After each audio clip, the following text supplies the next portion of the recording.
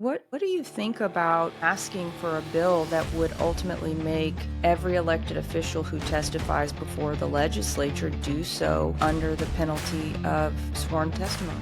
In other words, you know what? Under the penalty of perjury. Like, if they are elected officials and they're testifying for or against something, their word should matter. It should be that if they go down there and lie to the committee, there should be recourse. There Yes. should be penalty. When they make statements as factual assertions, I agree with you 100%. And if they don't know something, they shouldn't assert it as fact. And That's right. perhaps if they were testifying under penalty of perjury, they would be much more careful to say what they really So, know and what they don't know and not make factual assertions that are just facially untrue. yeah, and I bet they would be a lot less available to testify. You know what? There probably be a few more absent bureaucrats testifying in front of committee, and you know what? They might be sending some of their underlings a lot more often Yeah. to But testify. no, I think the whole shebang, if you're a government employee, your word to the people should be up or down. If you lie to us, you are perjured, Yeah. period.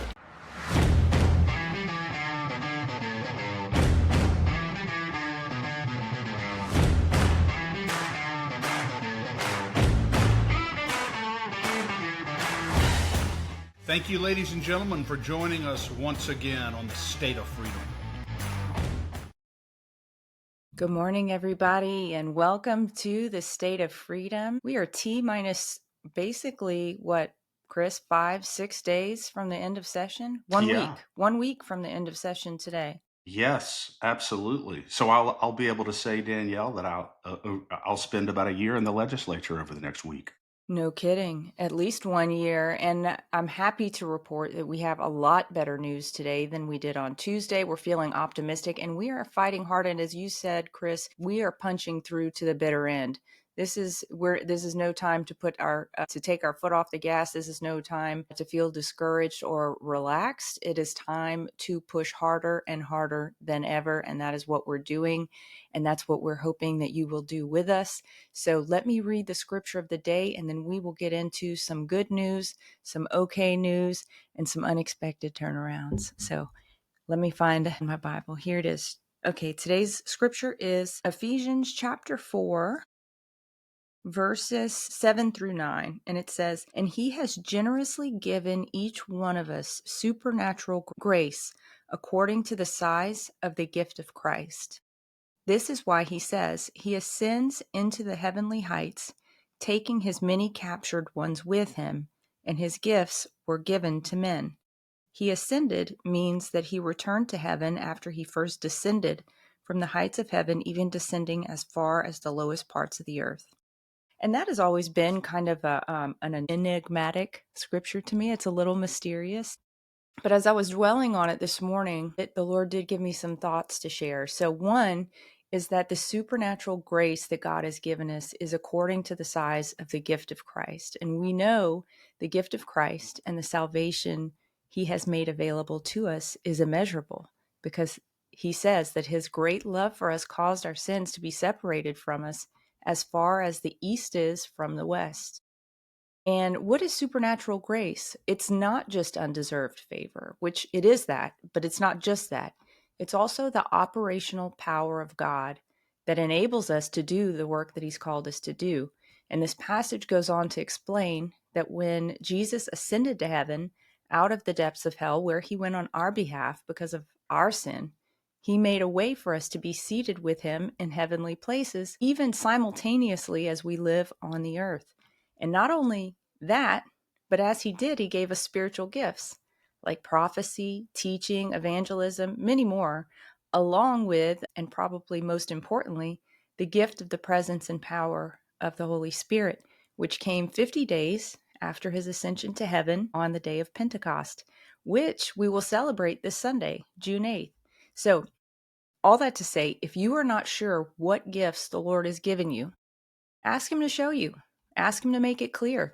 Ask him what your purpose and assignments are for this time, because they change over time. And he will be faithful to do that as you seek him. Yeah. Danielle, that's beautiful. And it reminds me that we are all created for some purpose. Yeah. There's no random creation of God. None of us are here by accident.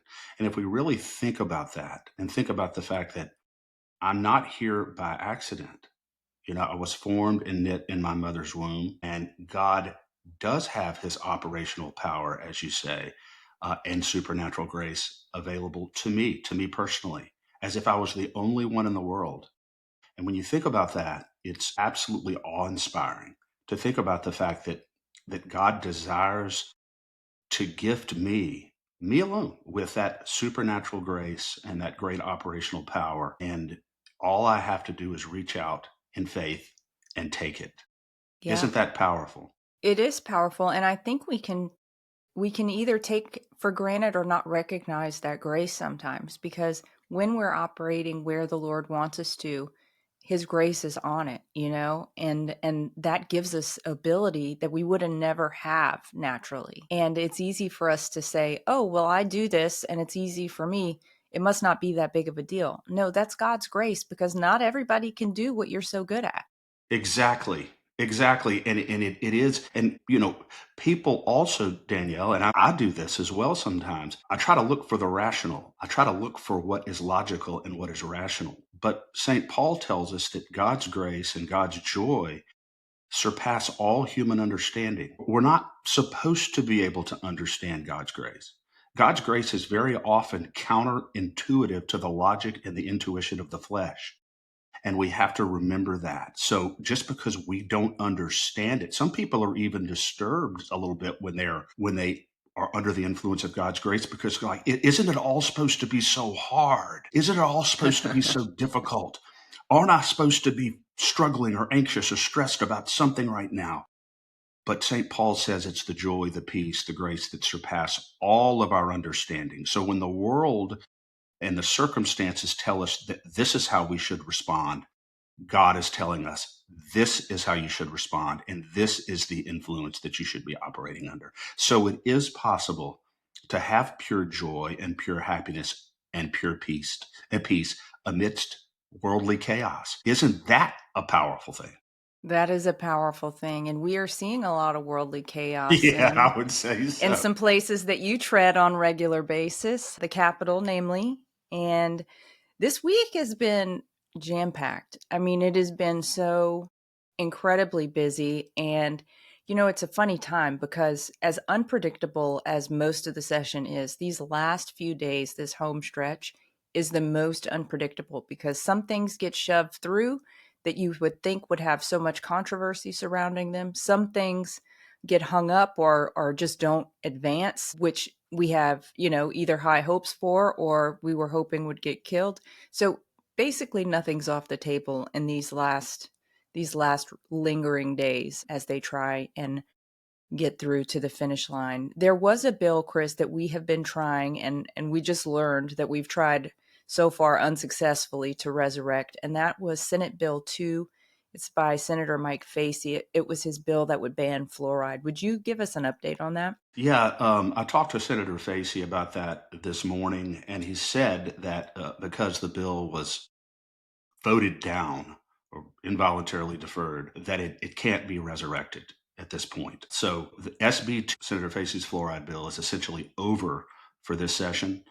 One thing we did do, we did send, before we knew this, before Senator Facey told us this, as you know, we were operating under a call to action for SB2 for the Speaker to get it for a vote on the House floor. And he's gotten close to 100 emails. So even though he really can't do it at this point, he certainly knows that the sentiment of the people is behind SB2 and getting the fluoride out of our water. When you get 100 emails in a 36-hour period from just regular ordinary citizens, well, you tend to wake up and say. So I believe that this bill will be ripe for next session, and I'm confident that Senator Facey is going to bring it and we'll get it through. Yeah. It's so disappointing, right? Yeah. Because this situation is proof that who testifies matters, and you've said that, right? You talked about how in the House Health and Welfare Committee there were people who were well-spoken and seemed to give good arguments against the ban on fluoride, and perhaps that's why it prevailed. So just an encouragement to our listeners, more than ever, your voice matters. And the other side is inevitably speaking up, is regularly speaking up. And if we don't speak up, we're not going to get what we want. We're not going to get it. We have got to be relentless because the weight of the political apparatus is against ordinary regular citizens. And we've said that repeatedly. So we have to play always like we're 8 to 10 points down and always be overcompensating because that's what we have to do to be able to win. Yeah, because we got to punch harder. We got to punch even harder. Yep. Okay, well, there's a couple bills, and we were in a rush this morning, so my notes here may be a bit disorganized, but I think I've got them together in some kind of reasonable way. So just y'all give me some grace for the way that we walk through this. But there's a couple bills that are heading now to House Appropriations, and we'll start out with those. The first one is Senate Bill 100 by Senator Blake Miguez. This is his bill that requires reporting for illegals who are receiving state services, just the amount. It's basically an accounting and transparency bill. It passed, and I think we talked about the fact that it passed the Senate, but it's been sent to House Appropriations. I think it was going to a different committee and then maybe got recommitted into House Appropriations. So we expect it to be heard.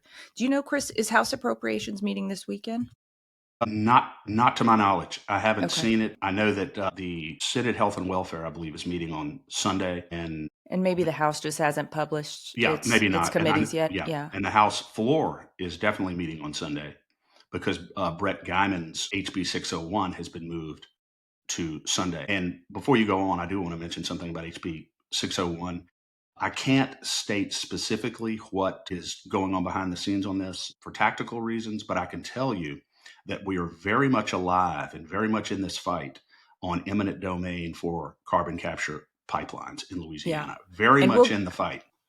And it is, and we'll get to it a little bit later Yeah. as well, Chris. But just a question for you. 2023, the last time we had a fiscal session, it was an epic disaster, explosive mess of proportions that, we're still reeling from the way that they busted the budget cap in 2023.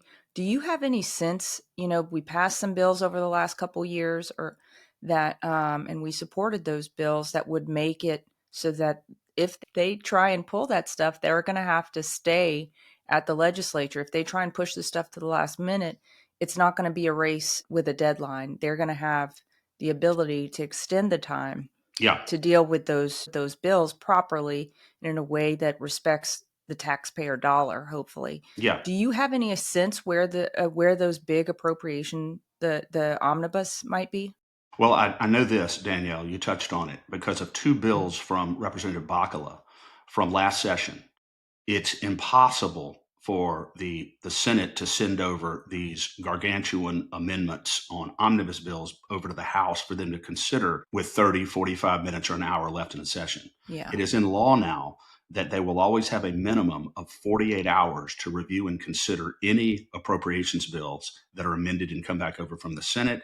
And if necessary, they can even extend the legislative session by up to 2 days at a time. So we will avoid that catastrophe. I would also like to think that we will avoid, from a practical point of view, the catastrophe that occurred in 2023 simply because the people are very attuned right now, particularly in light of the federal DOGE, particularly in light of what we're seeing on the federal level with regard to the fiscal malpractice that has occurred on the federal level for so long, and which also has occurred on the state level, that people are attuned to this. And I think legislators are going to be much more sensitive to throwing money around like drunken sailors like they did previously.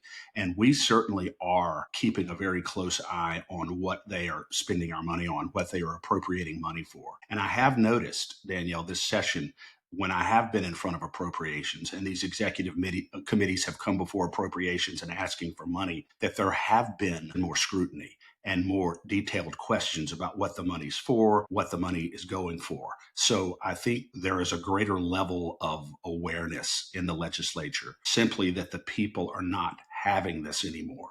And so I don't think we're going to see, either in terms of the size of the budget of what they're spending or in terms of the mechanism with which they do it. I don't think we're going to have the same kind of issues that we had in 2023, but we're keeping a really close eye on it.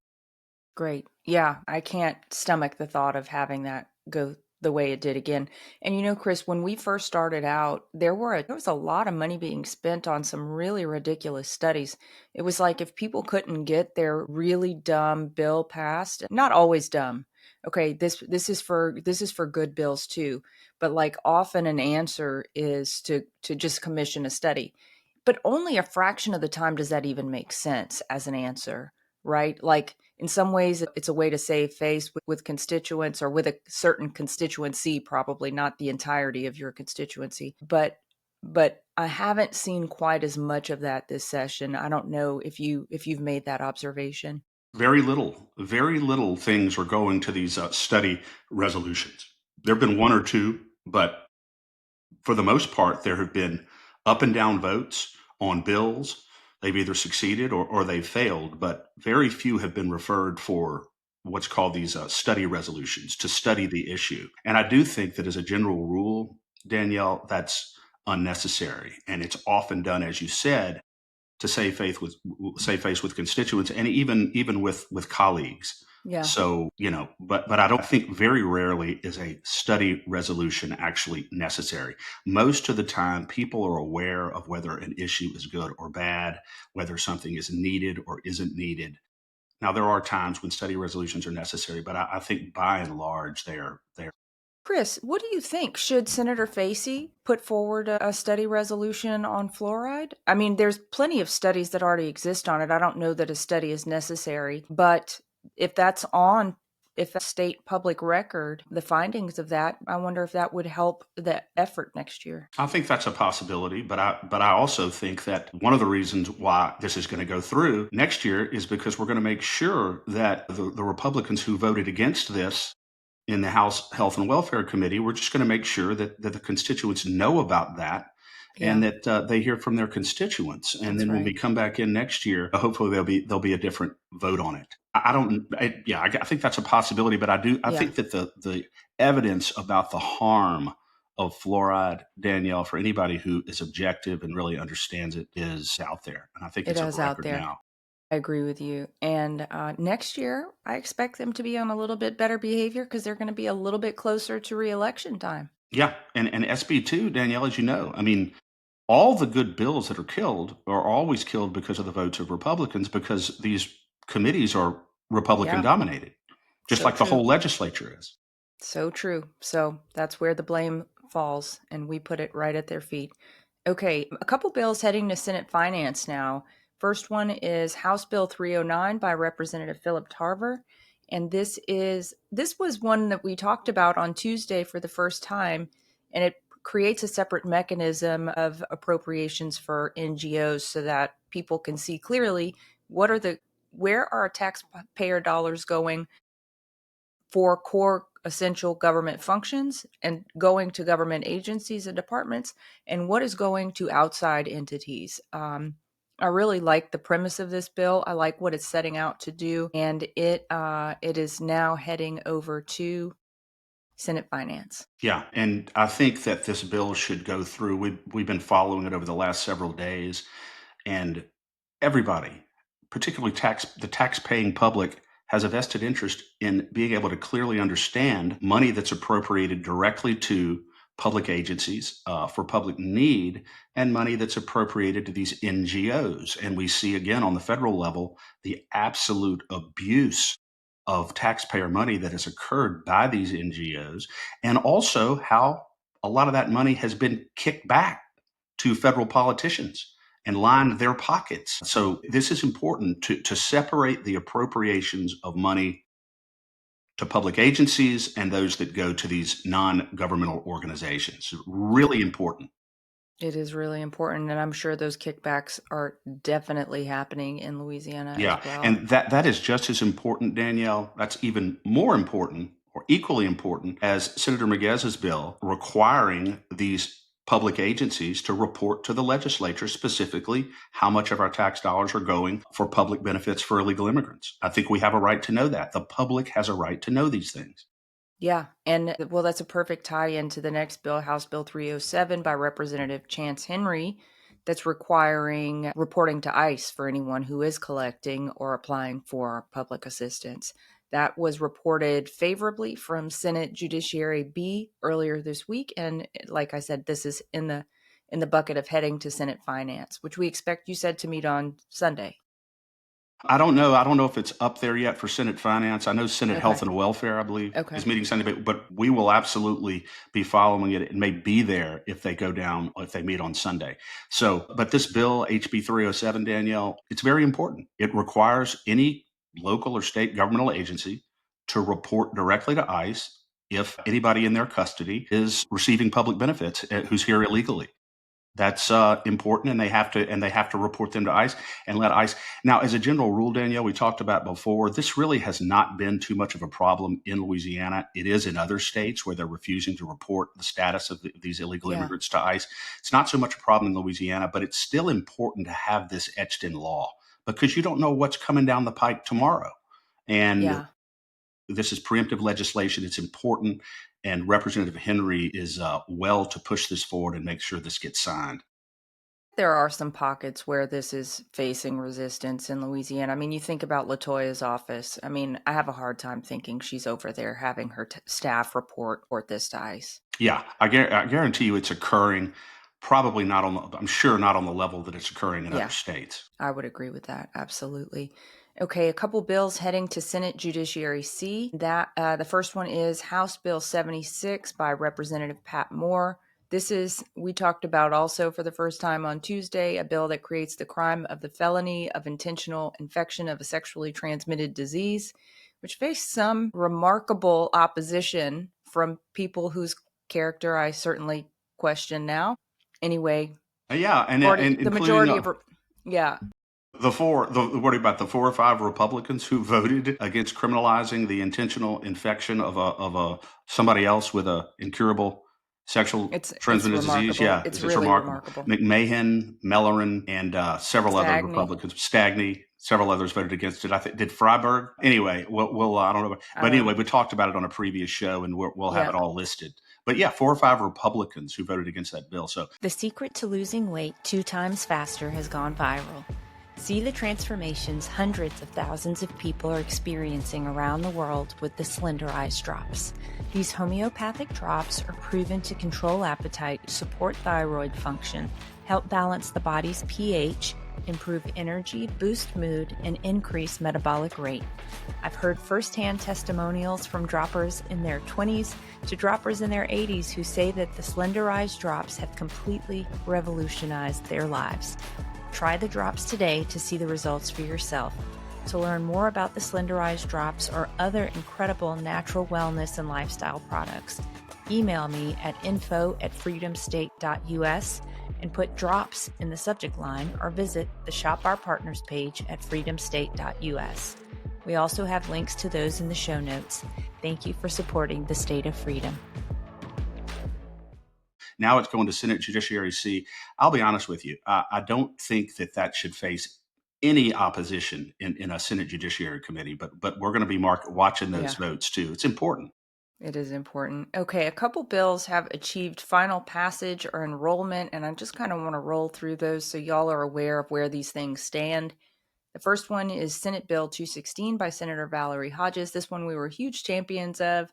She is authorizing DOTD to use certain bidding processes that require some incentivization of on time or early completion, and also has a stick if it doesn't happen. Yeah. So DOTD needs to reform its mechanisms. No question about that. Get the road projects done, completed in a timely manner. We have to drive on these roads and do it efficiently and try to have some regard for our money in this process. And that's what SB 216 will do, Danielle. So really good bill by Senator Hodges. Senator Hodges has done some really good things this session. We've been in touch with her pretty regularly.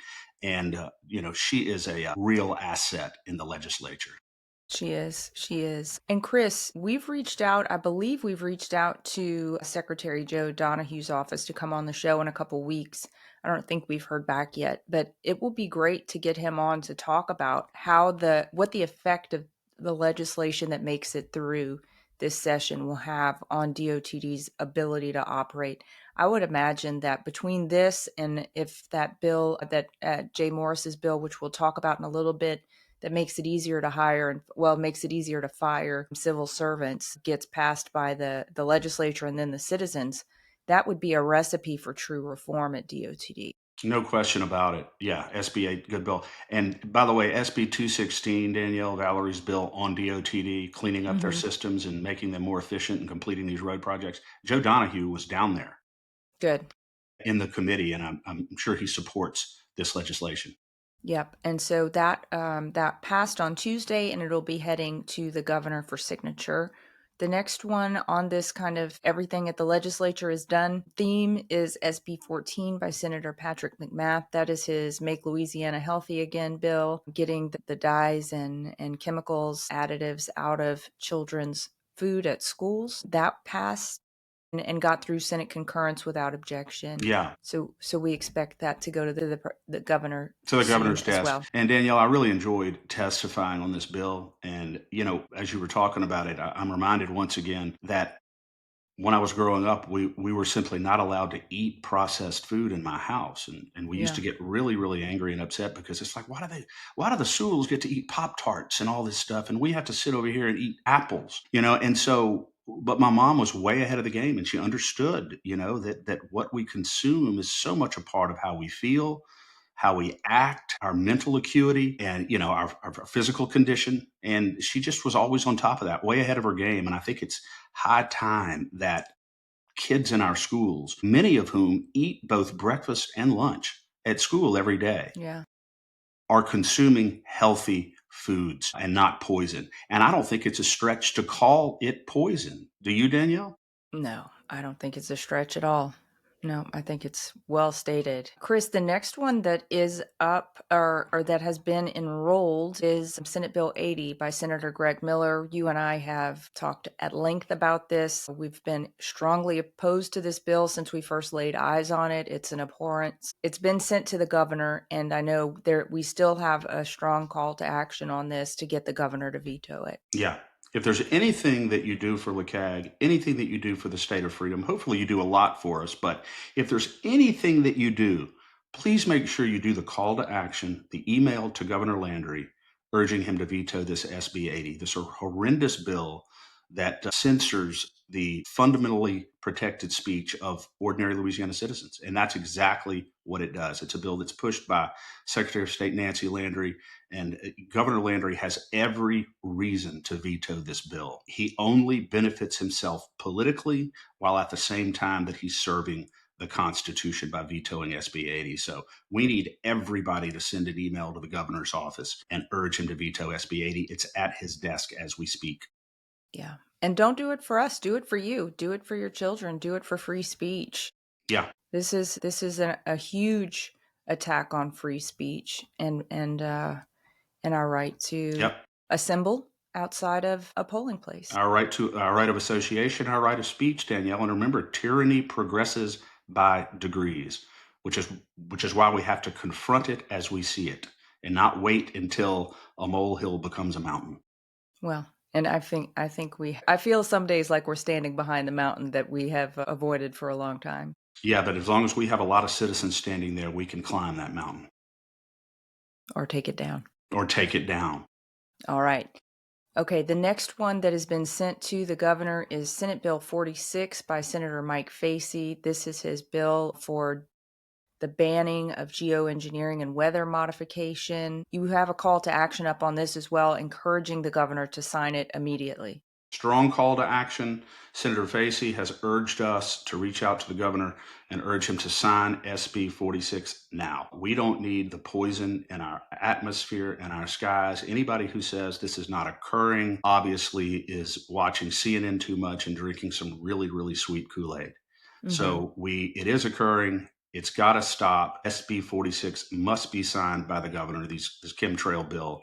And so please do that call to action as well, SB 46. There's no reason why Governor Landry should not sign this bill right now.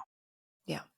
The last one that we've been tracking that's enrolled is SB 39 by Jay Morris. This was his bill that got dramatically weakened. I think the original intent was weakened, and the original intent was to basically not make prisons liable for illegally detaining people longer than their sentence. Yeah. It has been gutted. We testified against this bill in the Senate committee because at that point in the legislation, they were focused almost exclusively on limiting the recovery or limiting the liability of the state when the state clearly, in cases where the state clearly is holding inmates past their outdates. So instead of resolving the problem, they were simply trying to punish and penalize the people who were bringing actions. Let me out of jail. My time is up. That was inappropriate. That has been largely gutted from the bill. And I also wanted to report, Danielle, something that we mentioned before. When this was heard over on the House side, SB 39, there was a very clear explanation by the lawyer for the Department of Corrections in there, talking about the ways in which they are updating their communication systems and they are streamlining and making their systems much more effective and accurate with regard to getting these inmates out of jail when it's time to get out of jail. And I think they're very serious about doing that. So I think at this point, the bill at this point is largely innocuous. It doesn't do much. I think Senator Morris wants to get something across the finish line. But the big concern we had was that DOC needs to clean up its system and its processes, and they clearly are doing that. Well, that's wonderful to hear. Yeah, absolutely. Okay, a number of bills are headed to the House floor today. First one up is one you've already mentioned, Chris, House Bill 601 by Representative Brett Guyman. This has been subject to call a number of days now, running in a row. We've expected it to come. It hasn't come yet. Do you have any reason to expect, Chris, that it'll be called up today? I don't know for sure whether it will be called up, but again, I just want to assure our listeners here, particularly those who are very concerned about this carbon capture sequestration racket as it relates to property rights, that we are on the verge of a significant win with regard to CCS for carbon capture pipelines. And I just want people to know that. Again, I'm not at liberty to talk in detail about it now, but you have every reason to be optimistic at this point that we are going to end up coming out in a much better position with regard to property rights and CC. And Chris, I'll just encourage folks on that note, nothing is a foregone conclusion. So to ensure that that happens, go to LACAG.org and do the call to action on House Bill 601. Make sure that your legislator knows that you support property rights versus the Green New Scam. Yeah. And even if you do support the Green New Scam, you still support property rights and they need to pay for it themselves, right? Absolutely. They pay for it themselves and don't do it on the property of people who don't want it. But Representative Guyman is strongly encouraging people to continue, as you said, Danielle, to send the calls to action on HB 601. And all of these calls to action can be found at lacag.org Action Center. Yeah. You say that, Chris. It's lacag.org/action-center. It's not just, like if you want to be really specific about it, go to the Action Center button when you get to LACAG.org. You can go to LACAG.org and then go to the menu and do Action Center, and that brings it up. Or you can just do what you said. Okay, cool. I just want to clarify there. Yeah. Okay, a bill that we have been following since the beginning, but it hadn't had any motion until this week. It awakened from a long slumber. House Bill 586 by Representative Dixon McMakin. He is calling for a constitutional convention. And like we said, Chris, there's no Cleo Field standing in the way of this one. So I am very concerned with its progress. It was voted unanimously out of House and Governmental Affairs, and it has been sent to House Appropriations. I have a feeling that the House is under pretty strict orders to move this thing along as quickly as possible if the governor wants it, and I don't have any reason to think that Speaker de Villiers would be bucking that wish. Yeah. And we'll see how that goes. You would think a constitutional convention as a general rule would probably be a good idea, but the devil's always in the details. Danielle, the devil is always in the details. It's supposed to be 105 delegates there. We'll see how those delegates are chosen. and we'll see, the political philosophy of those. We'll see what kind of relationship they have with the governor.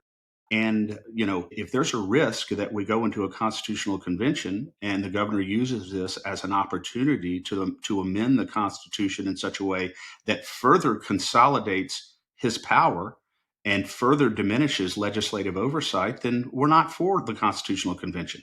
So it's all about what happens, what the goals are, and how it develops. But if as long as that is a risk, then I just as soon have amendments submitted to voters on a statewide basis, subject by subject, and let them decide on each issue one by one. And that way it's less confusing for them. And I think it would be done in a way that may be more methodical. But I have concerns about a constitutional convention depending upon what the goals of it are. If they're just going in there to try to clean things out of the Constitution that really don't belong there, because there are a lot of things in there that really are not constitutional issues, if they're trying to take things out and put them in statute that don't belong there, and really make the Constitution a broad governing document like it was intended to be, then I'm all for a constitutional convention.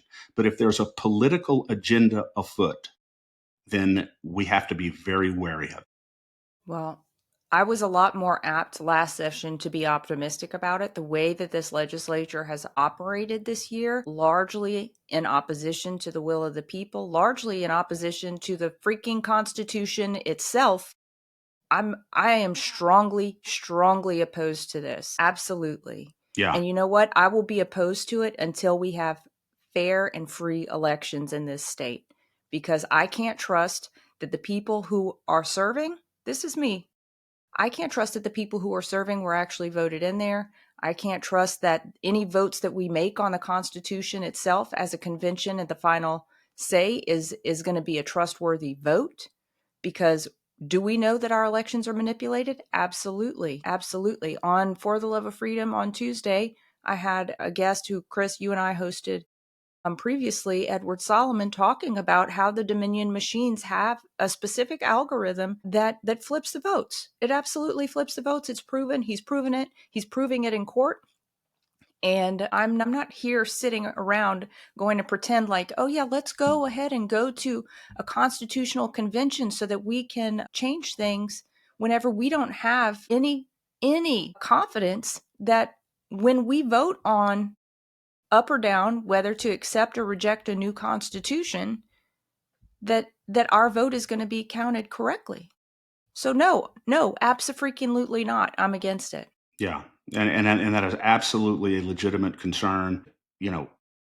I think maybe one of the reasons, Danielle, why the governor is pushing for a constitutional convention is because he has more control over a constitutional convention. Whereas if he's submitting these amendments as they're supposed to be constitutionally directly to the people in a statewide vote, the people have an opportunity to not only vote for or against in a clear and simple way, but an opportunity to even overcome the algorithm that may exist in these machines. And who knows whether or not there was some manipulation on Constitutional Amendment 2 or some of those other amendments, and who knows whether or not the people simply voted against it so overwhelmingly that algorithm was overcome, that was compensated for. We don't know.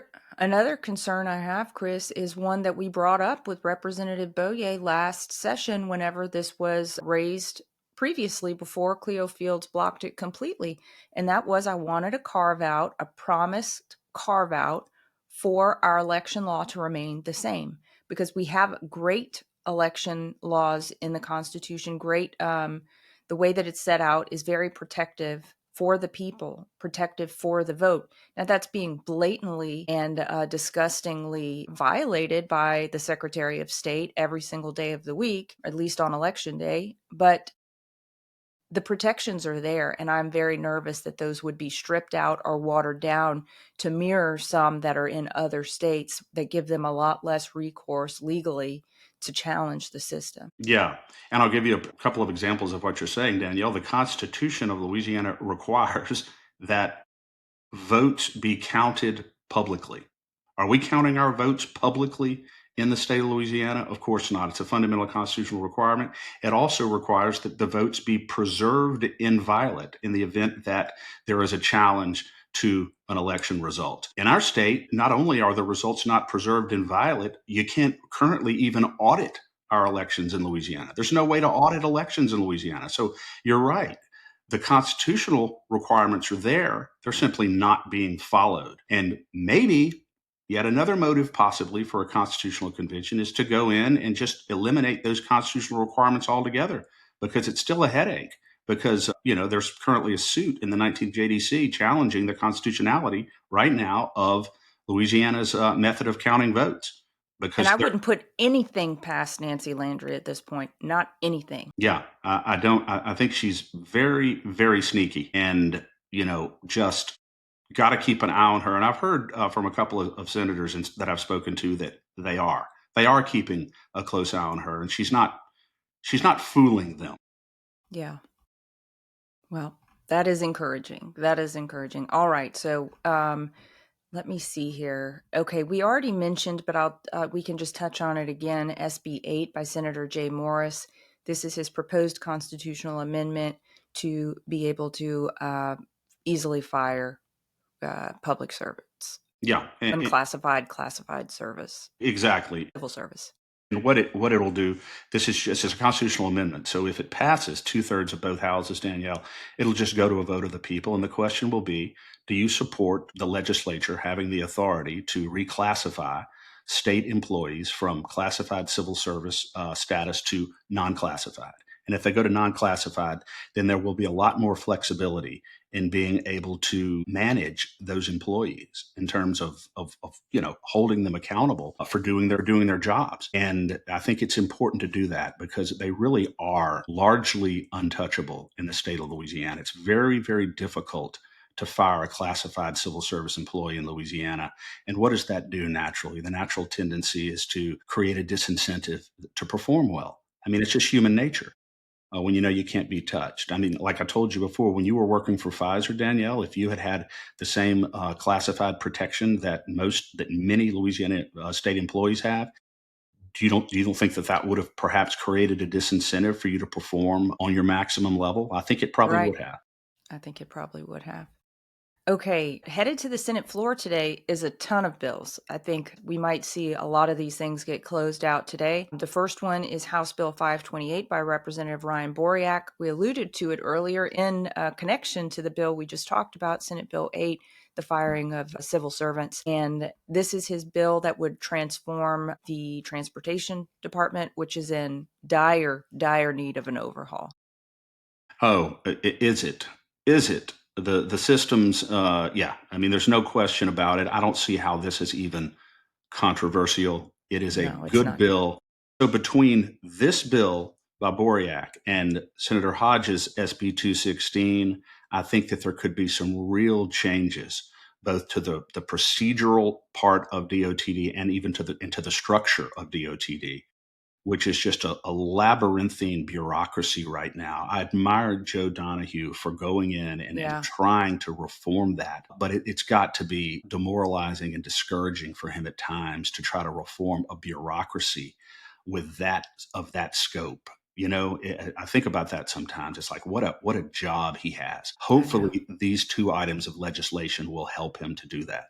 Yeah, absolutely. Okay. Next up, House Bill 405 by Representative Matthew Willard. He's a Democrat, and we have been supportive of this bill since we saw it early on in pre-filing days. And this is requiring the Secretary of State to be transparent about how she is enacting or moving forward with new laws that have been signed by the governor during the most recent session. Yeah, and we supported this bill yesterday in Senate Governmental Affairs. So the bill basically requires her to prominently post on her website any laws that change the election code, that change election law in Louisiana, because there's so many. And Representative Willard is like looking at this. It seems like every single day he's going, I'm down here, and Secretary Landry is down here pushing some item of legislation or another related to our elections and our election procedure. And I think that probably is what motivated him to bring this bill, so the people can be kept informed about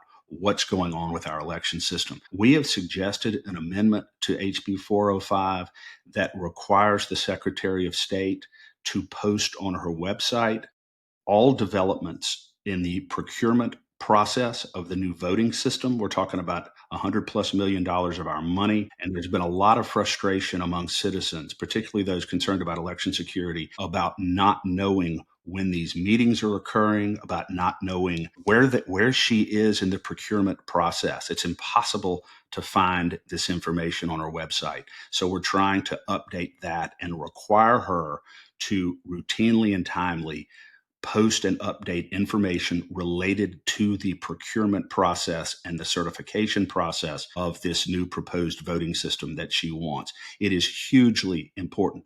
And on this line, I want to tell you, Danielle, this was bizarre. The day that we heard House Bill 577 in Senate Governmental Affairs Committee, where Nancy Landry's pushing it regarding changes to the procurement process, the day of that meeting, Bert Calais went home, went to the Secretary of State's website, and was able to find some information on a link to the certification process, the procurement process, the voting standards, upcoming dates for different public meetings.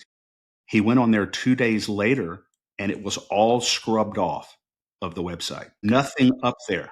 So I guess she's assuming that she's going to get her way and none of that stuff is going to matter anymore. She can just do what she wants. Well, I asked Bert, I said, Bert, why do you think that she did this? And that's exactly what he said. He said, because I think she's acting as though a couple of these bills that she wants have already been passed, and they haven't been passed. But they haven't been signed either. And they haven't been passed or signed. So what does that tell you? She talks constantly about how transparent she is and how transparent her process is, when in fact, she's being less transparent than probably any other public official in the state. Because if you were to go on her website right now, you would not be able to find any information about the most significant taxpayer investment that this state has made in the last 10, 15, 20 years with regard to our elections. A huge amount of money, and you can't find any information about it. The only thing she's being transparent about is the level of disingenuous she is actually being to the people and, frankly, to the legislature. If I was a legislator, I would be really, really unhappy with the way that she's testified, because she has just, I think, lied to their face. Well, and I'll give you an example, and not to beat the horse here, but very recently, Secretary of State Landry and the First Assistant Secretary of State, Catherine Newsom, were testifying in front of the Senate Governmental Affairs Committee, and Senator Carter asked her a very specific question, and it was about voter registration. He said, when somebody comes in, Secretary Landry, and then they try to register to vote, and they check off on the registration form that they are a U.S. citizen, but they're not, but they're lying, what kind of vetting process do you engage in order to verify whether they're telling you the truth or not? And guess what the answer was? It's all on the honor system, Danielle. It's all on the honor system. But that's how you enforce laws, on the honor system? So whenever Chris, when Jenin would never do this, but let's say you take Jenin to the convenience store and he lifts a pack of Laffy Taffy, that you're gonna deal with him on the honor system on that? Or you're gonna say, I see that Laffy Taffy and I know you didn't have any money, so how'd you get the Laffy Taffy? Yeah, show me the receipt, Jenin. Show me the receipt, Jenin. Sorry, Jenin. I'm not picking on you on purpose. Oh, I know. But Danielle, you know why this really made me sit up in my chair is because right now on the books in Louisiana is Senator Facey's SB 436 from 2024. Right. That's been on the books. It's been the law now for close to 6 months in Louisiana that requires anybody who's registering to vote in our state to provide proof of American citizenship. It is a requirement of law, and the Secretary of State and the registrars of voter have to enforce that law. It's a law. And so I was quite surprised when she answered Senator Carter the way that she did. She is obviously not enforcing the law in the state. And so, we posted about that. Is that malfeasance in office? Well, I mean, at a minimum, it is, colossal incompetence. So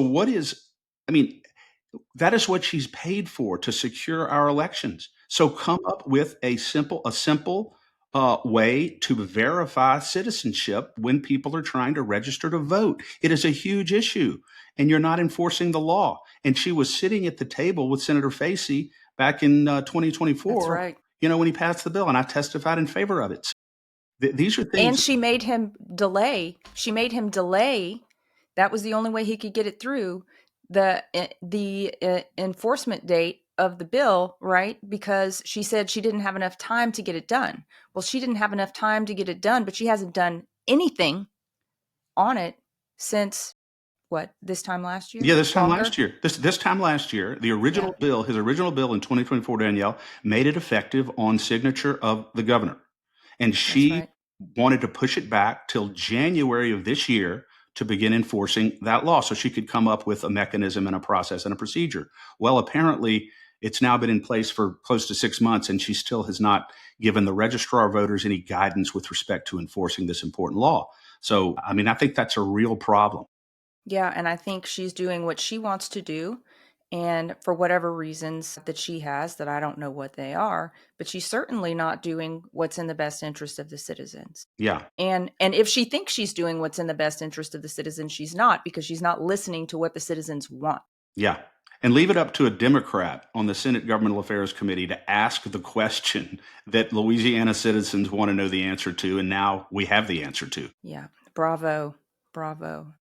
All right. So we'll see if this gets the amendments on it, Chris. And you also did request, Chris, that the bill include that an amendment could include a directive to follow the executive orders of the president as it relates to the election. So I pray that makes it in there. And keep in mind, she's already on the record saying recently that she is following the directives of the President Trump's EOs. In fact, she says she's 99% in compliance with President Trump's executive orders, which I find that just bizarre that she would make such a statement. 99% out of how many, I guess? Out of like 6,000%? 12,000%?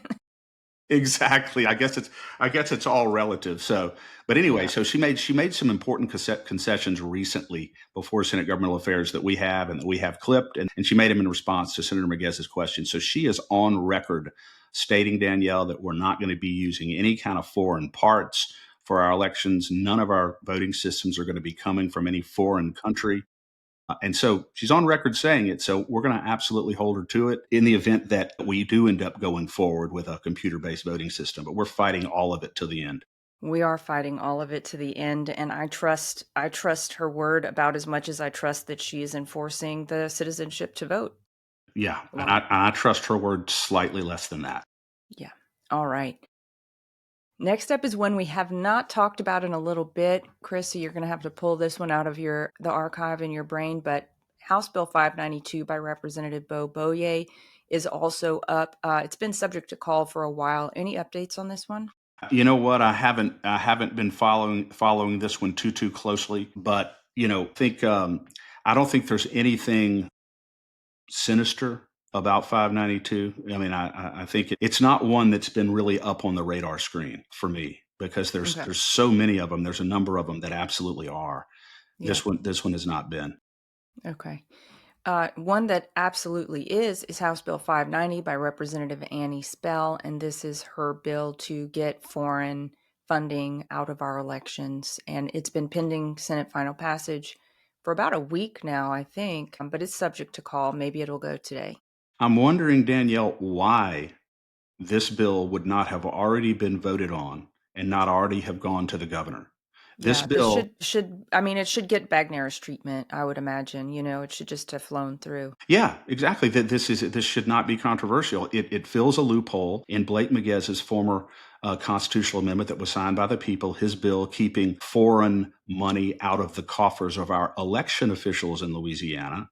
Yeah. They can't go in there to prevent Zuckerbucks type situations. That we don't want that. And this bill complements that by simply saying that no non-American citizen and no foreign country can donate money for the purpose of advancing any candidate or any campaign or any ballot proposition in Louisiana. You just can't do it. There's a wall a stone wall between foreign money and our election system. I don't know why, and maybe my more cynical mind may think that there is a tactical reason why they don't want to pass this bill, because perhaps Some of them maybe are benefiting from that type of largesse. I don't know for sure, but there's no reason why this bill should not be passed and signed by the governor. And they need to stop putting it off on the Senate floor. They need to vote on HB 590. Well, you know my perspective. Since they already gave themselves the right to pay for their Mardi Gras dues and their mortgage with campaign donations, shutting off this valve would be just, crippling Yeah. to How about their this, Danielle? future, to their future. How about this? Can we just hold them to a very stringent requirement? And this is alluding to 590. Why don't you just pay your mortgage and pay your Mardi Gras bills with domestic campaign contributions instead of foreign campaign contributions? Do you think that's too Spartan-like, too much of a requirement? I wonder if we could get Annie Spell to put that whole thing just disgusts me. I guess we'll have to move on so I don't Yeah, get too. right. I'm so disgusted by these people. It's an absolute disgrace. Yeah. But this needs to be passed, HB 590 for sure. It does. It does. And maybe the listeners will join me. My prayer has become either turn their hearts, Lord, or replace them with people who are more worthy, because we're not getting the representation we deserve. And we're probably not getting the representation that we voted for. Yeah. All right. Either turn their heart or turn their feet so they can't walk. That's right. Okay. House Bill 206 by Representative Michael Mellerin. This is the holy grail for Nancy Landry. Let's make all of your illegal actions that you do at the Secretary of State's office and registrar of voters across the state retroactively. If you do any illegal actions, we can make them retroactively legal. That's so crazy. Basically, what's going on there, and we have a call to action up on this, Danielle, with a lot of emails that have gone out urging the Senate, and I've been in touch with this, number of senators, even spoke with a couple of them this morning on this 206.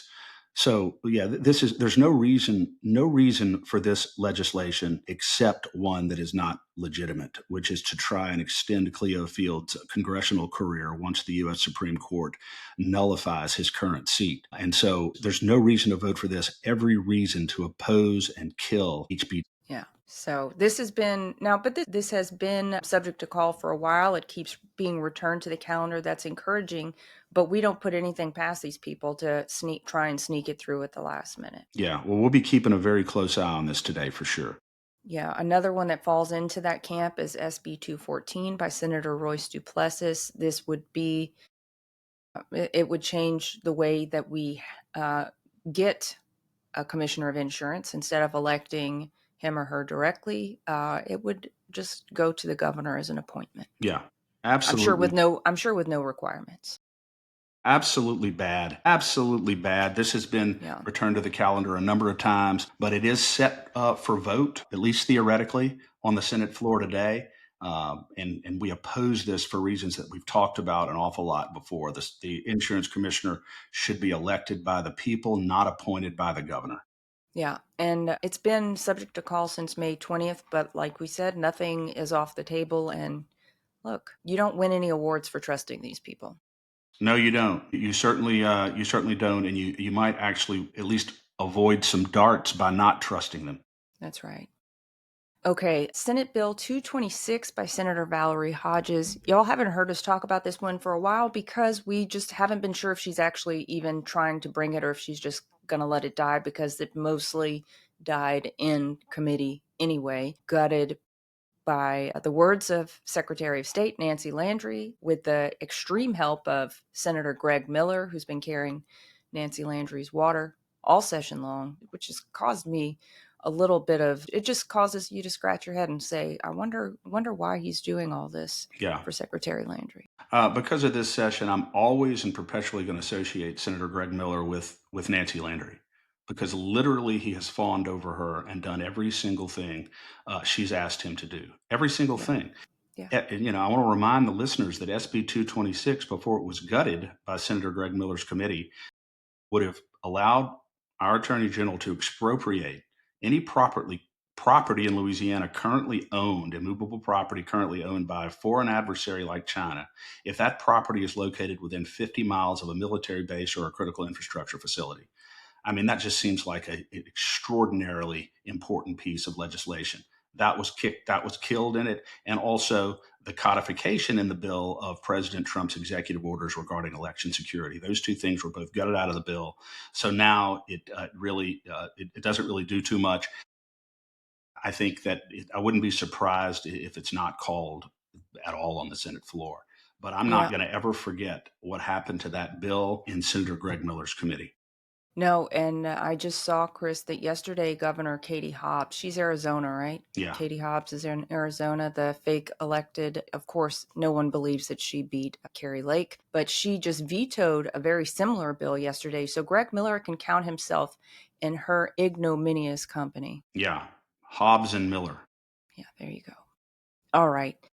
Next up, House Bill 64 by Representative Mike Johnson, and this would give a little more power to the Attorney General in a good way to protect the sovereign interests of the people. She gets to weigh in if the federal government is encroaching on localities' sovereignty. Is that right, Chris? Yeah, and we've been strong supporters of this bill. This is on the Senate floor today, right, Danielle? On the Senate floor for a vote. Yeah, this protects state sovereignty against federal encroachment and allows the Attorney General to nullify and have complete dominion over any agreements that are consent agreements or otherwise that are entered into between any state or local official and the federal government. If those agreements violate the sovereignty that's guaranteed to our state under the 10th Amendment to the U.S. Constitution.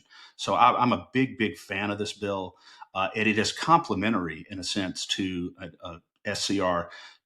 I think it was 21 back in 2023 that we passed. It was a joint resolution, House and Senate, affirming Louisiana's right to nullify any unconstitutional or illegal act of the federal government.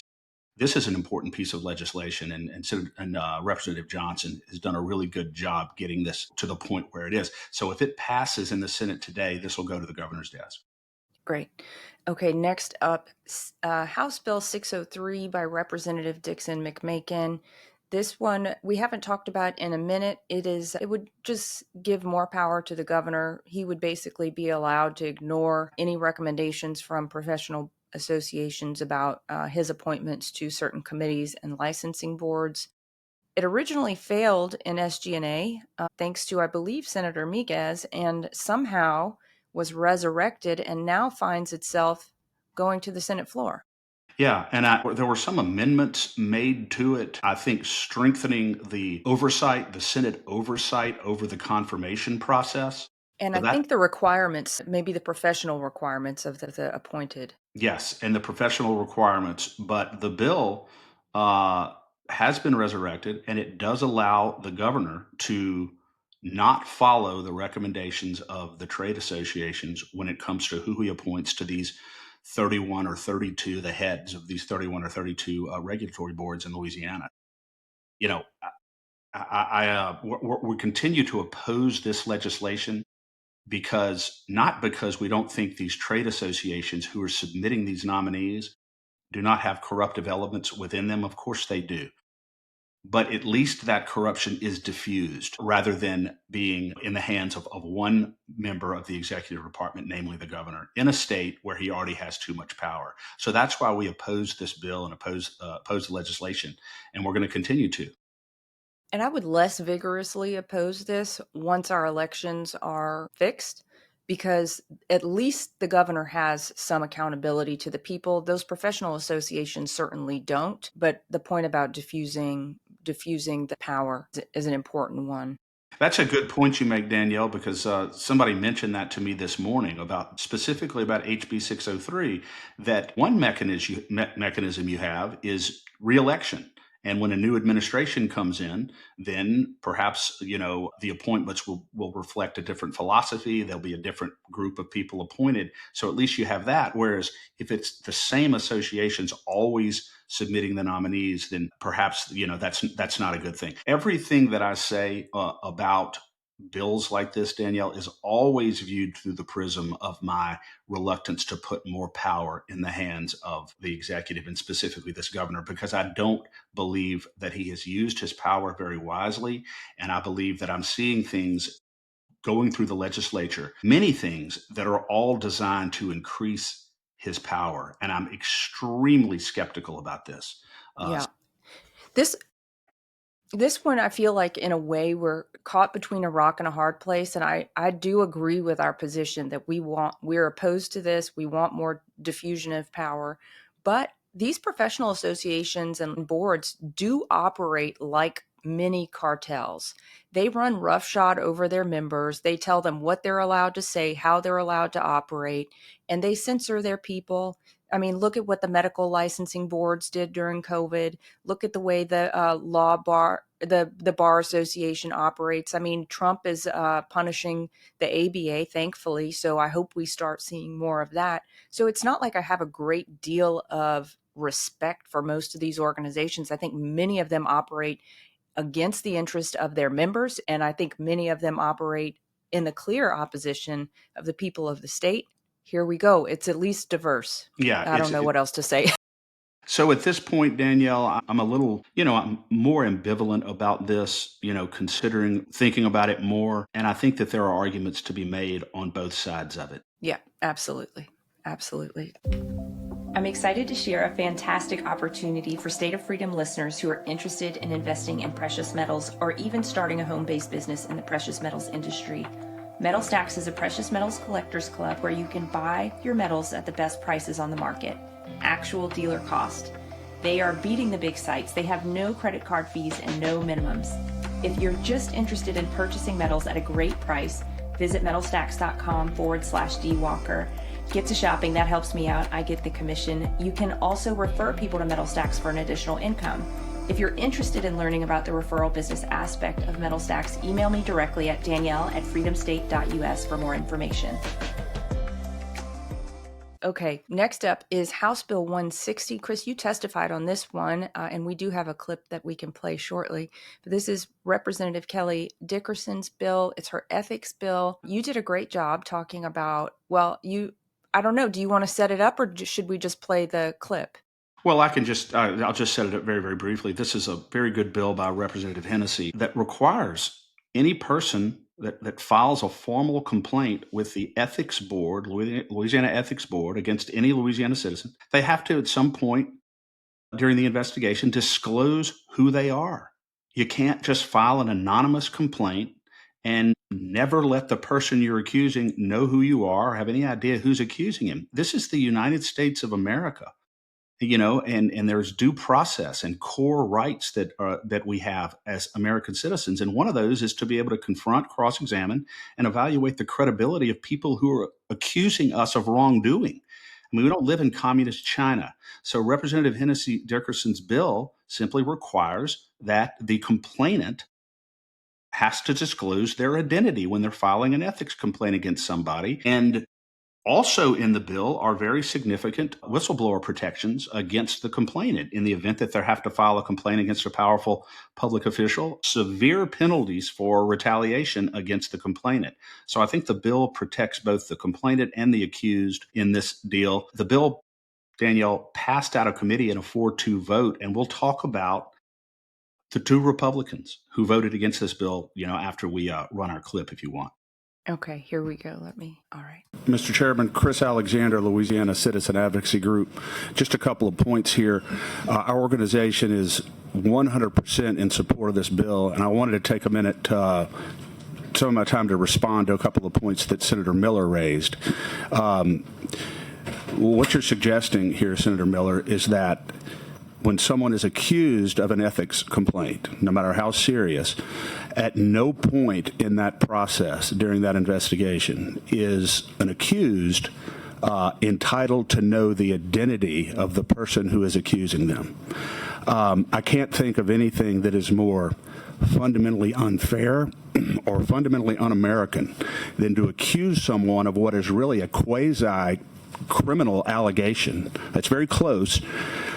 And at no point in that investigation does the person who's accused ever get to evaluate the credibility of the accuser, because it's not always just based on documents. I think credibility in these types of complaints is always an issue. At no point will the accused be able to explain to the ethics board the history of the relationship that they may have with the complainant, the motive that the complainant may have to file this complaint. And all of that is absolutely relevant to a real and fair investigation. And I understand your point about how it could potentially have a chilling effect, but that's why the bill has the same kind of whistleblower protections in it that are in other parts of Louisiana law. So there has to be a way to strike a balance whereby an accuser does not have to worry about undue retaliation, and an accused is treated fairly and has a right to evaluate the credibility of the person that's accusing them and give information to the board. And that is hugely important. One of the fundamental constitutional rights that we have in this country in any criminal case, even in a misdemeanor case, which are often far less serious than these ethics cases, is an absolute right to confront and cross-examine and evaluate the credibility of your accuser. And if that right is not afforded, guess what? The whole case gets thrown out. It's that important because credibility is always an issue. So we support this bill 100%, and I think that the law needs to change so an accused at some point during an investigation can know the identity of the person that is accusing them. Front and cross-examine and evaluate the credibility of your accuser. And if that right is not afforded, guess what? The whole case gets thrown out. It's that important because credibility is always an issue. So we support this bill 100%, and I think that the law needs to change so an accused at some point during an investigation can know the identity of the person that is accusing. Nice job, Chris. Well, thank you very much. And that basically explains our position on it, Danielle. It's really important in a free country that exists. And it passed out of committee in a 4-2 vote with the help of 2 Democrats and the 2 Republicans, Senator Miguez and Senator Facey, who voted for it to make it 4-2. And interestingly, and not shockingly at all, Senator Greg Miller voted no on this bill in committee, as well as Senator Mike Reese, 2 Republicans. Where was Senator Klein, Peter? Because he was up there for your testimony. He stepped out, or he just didn't lodge a vote. As the chairman, he didn't. Sometimes they don't vote unless they have to break a tie. That's right. That's basically what works. He's the chairman of the committee. Chair. Anyway, but it's important that the bill passed. It's now going, Danielle, to the Senate floor. And is it set today? Mm-hmm. Yeah. So we'll see. We should have a lot to report on Tuesday. Yeah, this is important. This needs to pass. Yeah, and I know you've mentioned it, Chris, but we're expecting them to go in this weekend, at least on Sunday, right? Yeah, we are. Yeah. Okay. Next up, House Bill 690 by Representative Chuck Owen, and this is his bill that directs the Surgeon General to give us some guidelines for any medical activities or products that are are under emergency use authorization in Louisiana. Aren't we entitled to some clear guidelines after the COVID fiasco, when you had federal health agencies suggesting that the COVID vaccine was safe and effective, had been FDA approved when it had not been?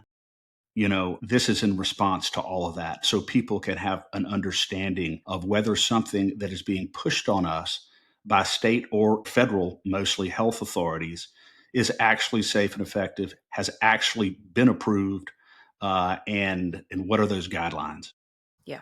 And I would hope by guidelines that he creates some strong guardrails for us. I hope that he includes the fact that we are under no obligation to take or to accept any medical protocol or any vaccine that is under emergency use authorization only. And as Robert F. Kennedy Jr. has said, Danielle, and I hope that this is also included in the law, emergency use authorization is only to be used by law when there is not any less intrusive or any safer alternatives. And if they had followed the law during COVID, because there are safe alternatives like ivermectin and hydroxychloroquine, we would have never been hammered with this vaccine.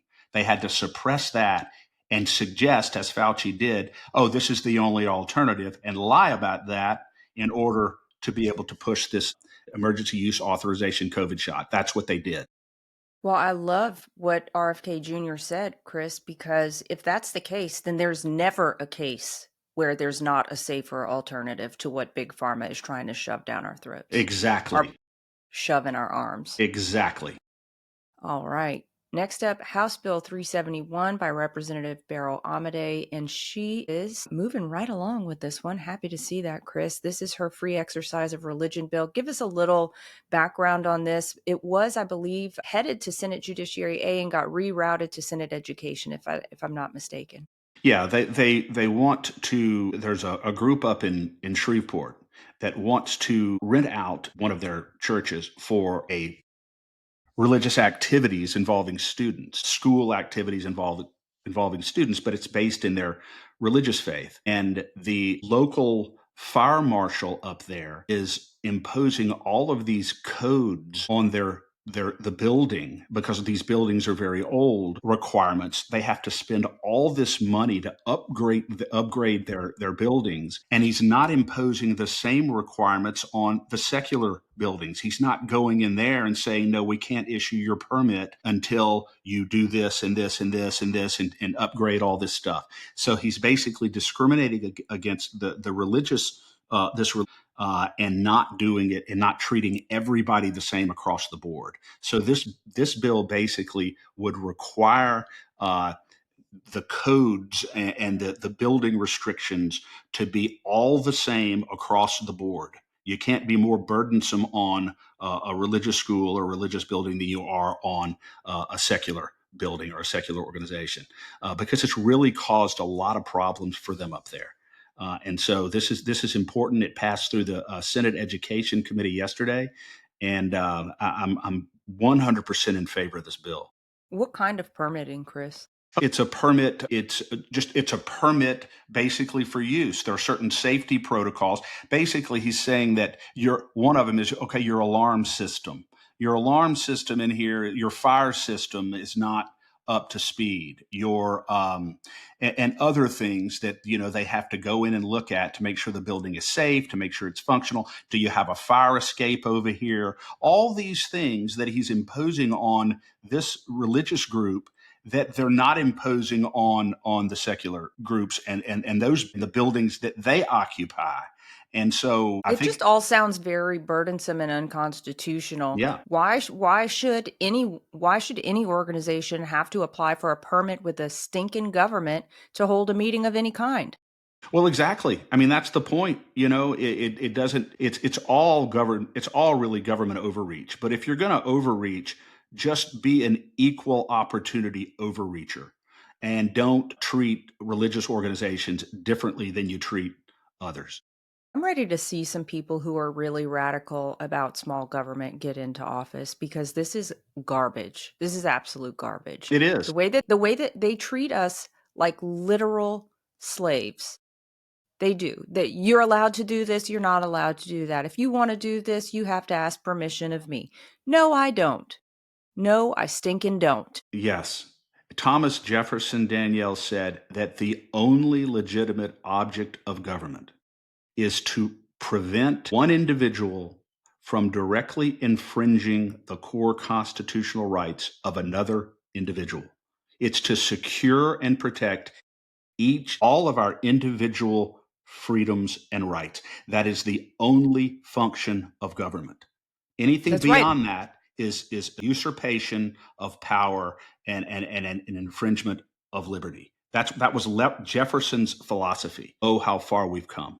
How far we've come. And with your Shreveport meeting example, those children are going of their own free will. I imagine this seems like an extracurricular type of activity. Why should there be any imposition by the government at all? With their parents. Their Yes. parents are bringing them. Come on. Yeah, so I think this is a good bill, and it will provide some real relief, not only for this group up in North Louisiana, but for others who may be going through similar difficulties. Yeah, can you imagine if we had a full-time legislature, we wouldn't even be able to walk down the street. Oh my gosh. You mean They would be, yeah, we'd all be having to carry like USPS packages for, I don't know. They would be making even more ridiculous requirements It's a Can you good thing we imagine? only have a part-time legislature. Yeah, Danielle, what about if one year the legislators got together and said, you know what? We don't need to have a legislative session this year because we don't think we need to pass any more laws. We're Wouldn't done that be passing laws beautiful? for a year and we're going to stick with what we have. I wonder, do you think our state would completely fall apart if they didn't go in and make another law every year? I bet we probably wouldn't even notice. But you know what, Chris? What I will say is I would love for them to go into session and just go there with the express purpose of getting rid of laws that are unconstitutional, overly burdensome, duplicative, and I think that pretty much covers it. Yeah, devote an entire legislative session to doing nothing but repealing duplicative, bad, or unnecessary laws and regulations on Louisiana citizens. The whole session.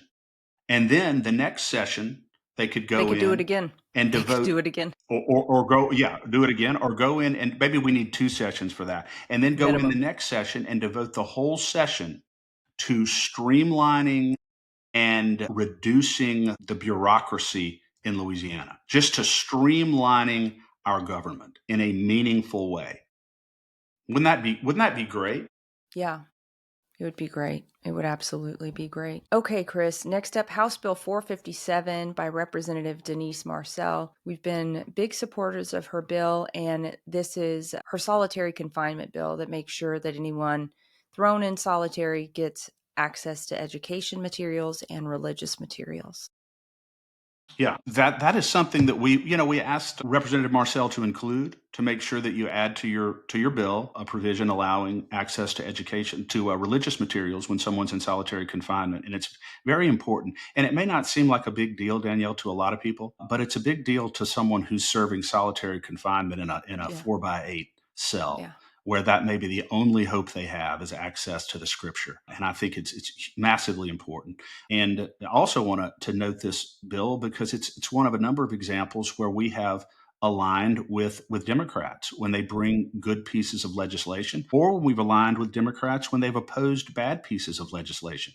So, I love the fact that you and I are open to working with Democrats when it's appropriate to do so. And sometimes, to be honest with you, there are occasions when the Democrats are the only ones in the room that seem to understand what's Yeah. going on.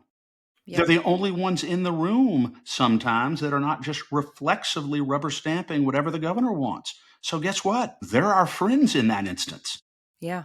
And I like to think we're calling balls and strikes here, Chris, not picking favorites. Absolutely, 100%. The Okay. Constitution does not have the word Republic or Democrat written it anywhere. Yeah. Okay, next up, Senate Bill 117 by Senator Blake Miguez. This is his bill to ban ultra-processed food in public schools. It's been back on the calendar, been recalendared a number of times, not called up in the Senate. I'm not sure if we're going to see this one brought up, Chris. We've talked about it a number of times now since Senator McMath's bill has been sent to the governor's office, or is at least on its way to the governor's office. I'm not sure there's a need for this one, but we'll see if he ends Yeah. up bringing it. Yeah, I want to go back for just a second. I got a good note from Rob Perry, who Okay. listens to our show. He's responding to my comment about when I spoke to a couple of senators, and they're saying that they understand what she's trying to do. And he said if the senators are wary of the Secretary of State and not being fooled, then they are knowingly voting with her, except Hodges. And I think he makes a very valid point Yeah. there. And so he's right. If they know what's going on and they know what she's doing, well, then it's time to hold her accountable, fully accountable. And they seem to know. And the only response I'll make to that is that she is on record right now making some significant concessions. And what we can do is continue to raise the alarm and continue to That's it. hold her accountable to what she has said she will do, and continue to hold her accountable when she fails. Because, one thing we all agree on is that nothing she says can be taken at face value. Nothing. She's demonstrated it over and over again.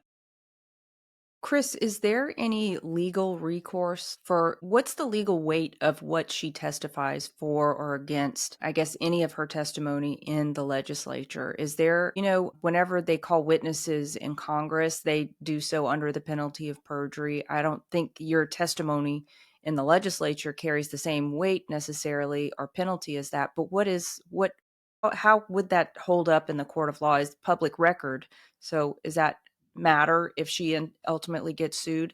They can bring anything she says as evidence. Absolutely, 100%. Now, she couldn't suffer a penalty of perjury because it's not sworn testimony, but it absolutely could be used to impeach her credibility in any trial, because credibility, as I said yesterday, is always an issue.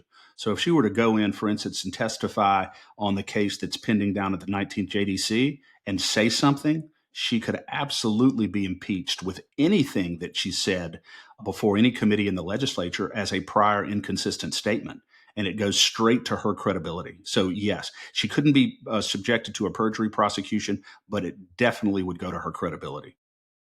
What do you think about asking for a bill that would ultimately make every elected official who testifies before the legislature do so under the penalty of sworn testimony? In other words, you know what? Under the penalty of perjury, like if there are elected officials and they're testifying for or against something, their word should matter. It should be that if they go down there and lie to the committee, there should be recourse. There Yes. should be penalty. When they make statements as factual assertions, I agree with you 100%. And if they don't know something, they shouldn't assert it as fact. And That's right. Perhaps if they were testifying under penalty of perjury, they would be much more careful to say what I they think really so. know and what they don't know, and not make factual assertions that are just facially untrue. Yeah, and I bet they would be a lot less available to testify. You know what? There probably be a few more absent bureaucrats testifying in front of committee, and you know what? They might be sending some of their underlings a lot more often Yeah.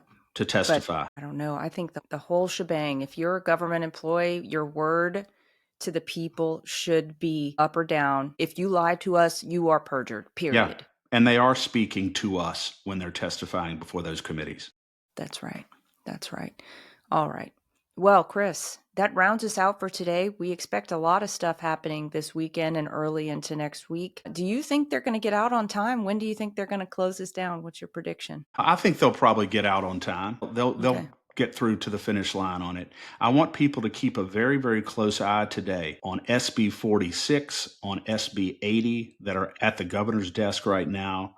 And I want the people to keep a very close eye on the Senate floor today for HB 206. Really important. If you haven't done those calls to action, please make sure you go do them. The Senate will, Even if you just haven't done them today, go ahead and do them. yeah, you can do those calls to action every 24 hours. You can do it more than one time, but you can do it every 24 hours. So please make sure that you do that. And you can also call the Senate line directly, 225-342-2040, and encourage your senator to vote no on HB 206 and no on SB 214, Royce Duplessis' bill that would make the insurance commissioner appointed. Those are two big items today on the Senate floor. Also, do all the calls to action while you're up there. But it's really important. We've got to finish this session strong. We've got some good things. And if you also can do this when you call the Senate, tell them to vote yes on HB 160. That's a Representative The Dickerson's ethics bill that you ran the clip on, Danielle. That's really, really important. And that's really a matter of fundamental fairness and due process. So please make sure you do that. We've got to finish strong. They pay attention when they get a lot of communications from voters. They've told me that. That's right. And so as always, Danielle, it's always a pleasure to be with you, to work with you. I encourage people to join the State of Freedom, subscribe, and share our podcast, because we are pushing the envelope and we are reporting to you the facts as they exist. And we're letting you know who's actually working for you and who's actually working against you, and keeping you informed on it. So the broader we are, the more powerful we are, the more powerful you are. If you feel like your voice is being ignored and you need a voice, we are your voice. So please share and subscribe to State of Freedom. Go to the State of Freedom website, freedomstate.us, and donate. We are listener supported, and we need your support and your help to keep moving forward. And we will continue to fight for you. And also, and maybe yeah. just a quick note on that, Chris. We are on Facebook, the State of Freedom, Instagram. We're on X as Freedom State US. We are on Rumble. We're easier to find on Rumble now. We're going live this week and next week at 8 a.m. Central Time on Rumble, YouTube, and X. You can find us much easier on Rumble now. Just put the State of Freedom in the search. You can find us as the State of Freedom on YouTube as well. And next week we'll be 8 a.m. live again, Tuesday and Thursday. And after that, we'll go back to our regular time of 10 a.m. since Chris is not going to have to pedal to the metal to get to the Capitol for a night. Exactly. And don't forget to go to lacag.org and sign up as a member. The way we are developing, Danielle, at LACAG is simply through small monthly memberships from citizens across the state of Louisiana, 22, 33, 44, whatever per month you're able to do.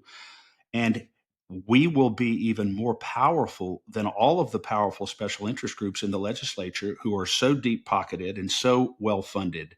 But our source of power and authority, the resources we have, are going to be coming from regular, ordinary citizens. We're not going to be compromised to big special interest groups at all, not 1%. And that is the way we have set it up from the very beginning. We are going to be supported by Louisiana citizens so that we can go in and fight in good conscience, in good faith for those citizens, and not have to do the bidding on any level of the very organizations and the very special interests that continue to suffocate our freedom. So it is extraordinarily important that you join LACAG. We need all of you on board. That's right. And Chris, just a note that the State of Freedom has been really expanding. We are joining a radio network called Voice of the People USA Radio that we'll be kind of telling you more about over the coming weeks. And probably, I think that'll take effect over the next month or two, but want to let people be aware of that. And if you have any other ideas of how we could be expanding the reach of the State of Freedom, if there are outlets that we are not engaging that you think would be good venues for this show, please reach out. Let us know. Drop me a line at Danielle@freedomstate.us. I'd love to hear your ideas because we want this to reach every corner of the state so that people are aware of what's happening and they can stand up and make informed choices. It is a powerful, powerful platform we have, Danielle. And it's such a blessing to be able to work with you, with someone of a kindred spirit. And I cannot get over how excited I am about how much ground we're gaining in the progress that we are making. We were ranked, Danielle, again recently, and I put it up. We're number 3 most important political podcast in Louisiana, ranked ahead of a number of folks and organizations that have been out there a lot longer than we have. Yeah, so I think that there is and that reflects the fact that there is a hunger and a thirst for the truth. That's right. Well, amazing, Chris. Thank you so much for all you're doing at the legislature, fighting for us. We look forward to seeing how much fight you have this weekend. I know you're going in there ready to make sure that people take righteous votes, and we will report back on that Tuesday morning at 8 a.m. Follow us on X, LACAG on X. Follow the State of Freedom on X and on Facebook. And in vain we shall go. We have not yet begun to fight. Love you, Danielle. Love you. Have a great day. You too. The State of Freedom is a listener-supported podcast. We're committed to pursuing the truth about policymaking, decisions, and situations in Louisiana and at the national level that stand to impact our freedoms. Please become a monthly supporter of the State of Freedom at freedomstate.us as we continue to expand the voice of liberty across Louisiana and beyond. Thanks for joining us today on the State of Freedom. Be sure and check out the show notes for this episode. You can always go there and find the calls to action and resources mentioned in the show, and you can find out more information about our advertisers there as well. If you want to learn more about us or support our work, visit freedomstate.us. To get involved with Louisiana Citizen Advocacy Group, visit lacag.org. We'll see you next time. God bless.